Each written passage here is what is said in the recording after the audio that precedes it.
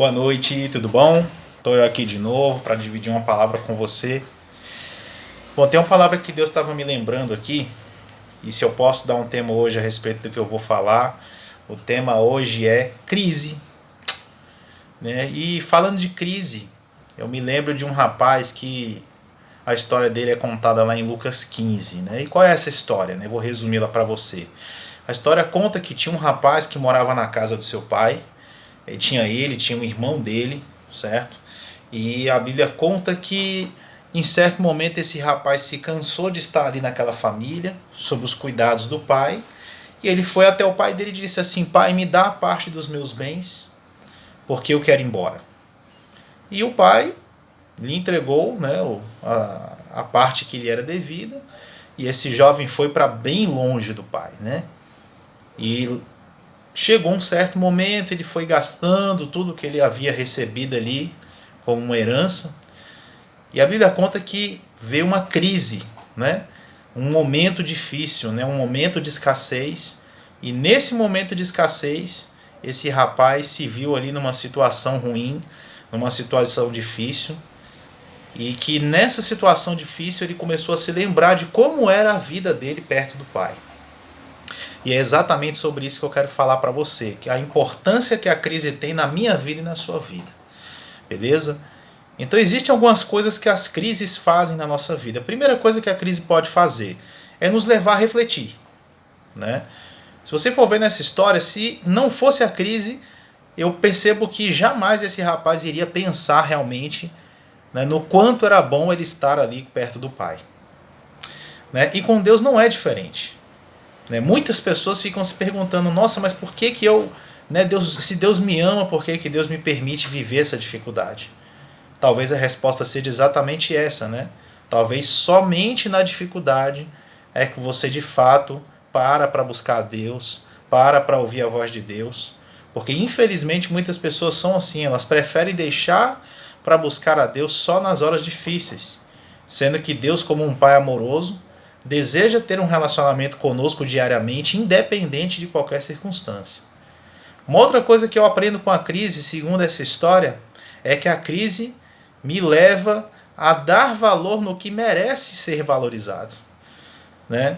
Você vê que ele estava na casa do pai e se percebe que ele simplesmente deixou de dar valor em estar ali na presença daquele pai. Porque estar na presença do pai, se você for ver naquela história, né, era estar debaixo de uma proteção, era estar debaixo de um cuidado, de provisão, mas isso não tinha o menor valor para ele, tanto que ele simplesmente foi até o pai e falou: pai, me dá minha parte. Que é uma outra coisa que muitas pessoas fazem, elas não dão o devido valor, né, em estar na presença do pai, sabe? E mesmo ali estando de certa maneira guardadas por Deus, elas muitas vezes não percebem o quanto Deus tem guardado a elas.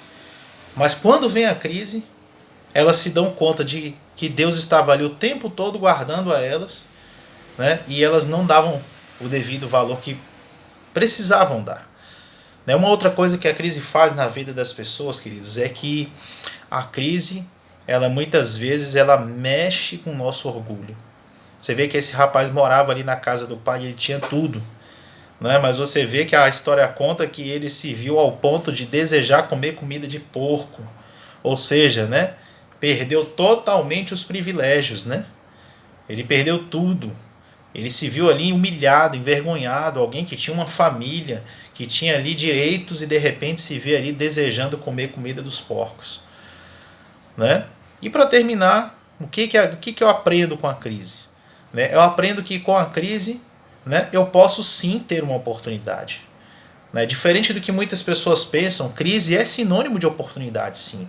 Oportunidade para rever os meus valores, oportunidade para dar valor ao que merece ser valorizado, a oportunidade de rever a minha vida por completo e talvez, né, fazer mudanças que vão transformar a minha vida completamente. E não de forma temporária, né? Como foi o caso desse filho pródigo. Né? Temporariamente ele estava satisfeito ali em estar longe do pai. Mas a bênção completa estava em estar perto do pai.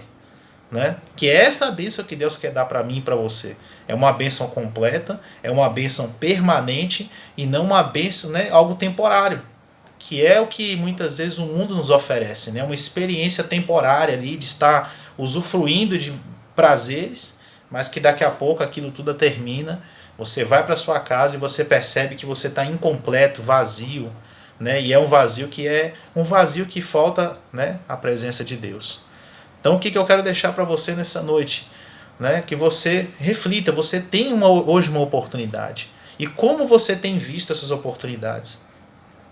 Talvez você esteja dizendo assim, olha, mas eu estou tão cheio de problema, eu tenho tanta dificuldade, tanta crise, mas é exatamente isso que eu quero te mostrar hoje, né, que Deus quer te mostrar hoje. Que é exatamente nessa crise que Deus quer fazer algo sobrenatural na sua vida. Né, e para terminar esse vídeo, eu quero te deixar esse convite. Né, amanhã, 8 horas da noite, você tem mais uma oportunidade. Tá? A gente tem uma célula de homens poderosa aqui em Sobradinho 2. Tá? E nessa reunião de homens a gente tem ali um momento para receber uma palavra, para orar uns pelos outros. Temos ali histórias, ali, fatos reais de pessoas que foram curadas de doenças. Né? Temos ali histórias em que homens conseguiram emprego, há muito tempo estavam desempregados. Temos histórias ali de restauração de casamento, de família, de relacionamento com os filhos, né? Restauração das finanças. Então eu tenho absoluta certeza que você não vai se arrepender. Se tem um convite que eu posso deixar para você e te garantir que você não vai perder seu tempo, é de estar ali participando com a gente dessa reunião, tá bom? Então, boa noite para você, um forte abraço e muito obrigado por dar esse tempinho para assistir esse vídeo aí, tá joia?